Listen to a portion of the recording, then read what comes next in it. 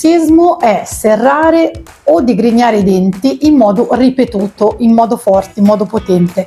Succede soprattutto di notte, ma anche di giorno. E l'intensità è un'intensità anomala e varia.